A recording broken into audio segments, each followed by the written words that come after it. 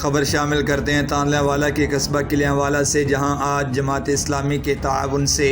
Al-Khidmat foundation نے بستی شرازی آباد میں ہینڈ پمپ لگایا، جس کا افتتاح پیر سید مدثر حسین شاہ چشتی امیر جماعت اسلامی ضلع فیصل آباد، خادم حسین فاروقی امیر جماعت اسلامی ریجن مامو کانجن نے کیا اور اپنے ہاتھ سے پودا بھی لگایا۔ افتتاح کے موقع پر محلہ شرازی آباد کی معزز شخصیات مار صادق پربانہ،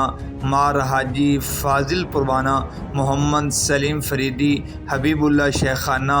اور کثیر تعداد میں لوگوں نے شرکت کی۔ اس موقع پر پیر سید مدثر شاہ چشتی خادم حسین فاروقی نے ہمارے بیورو چیف محمد سلیم فریدی سے گفتگو کرتے ہوئے کہا، آپ کا آغاز کیا ہے، آپ کو خاص پیغام دینا چاہتے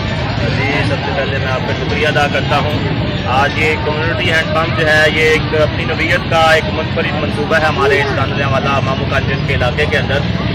یہ منصوبہ جو کہ KPK کے اندر پہاڑی علاقوں کے اندر لگایا جاتا تھا، لیکن اس کو ہم یہاں پہ اسپیشل لے کے آئے ہیں یہاں کے لوگوں کی ڈیمانڈ کے اوپر کہ یہاں کی ایک ضرورت تھی،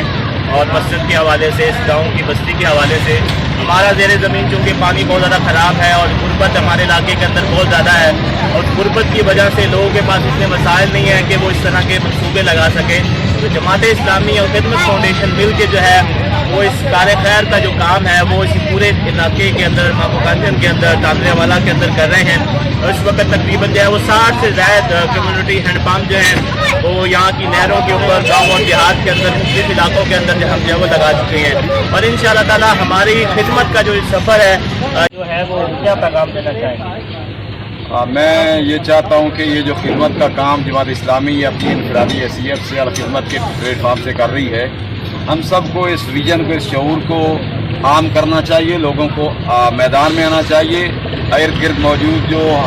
حالات کی تنگی میں، مشکل میں پھنسے ہوئے لوگ ہیں، ان کے ساتھ ہمیں خود تعاون کرنا چاہیے، بلکہ اس سے بھی آگے بڑھ کے ہمیں اس ملک کے اندر ایسا ایک نظام قائم کرنے کے لیے کوشاں قوتوں کا ساتھ دینا چاہیے جو خدمت کا ماحول قائم کر سکے اور عام آدمی کی مشکلات کو سمجھ سکے۔ اس حوالے سے میں چاہوں گا کہ اس پیغام کو، اس بات کو عام کیا جائے۔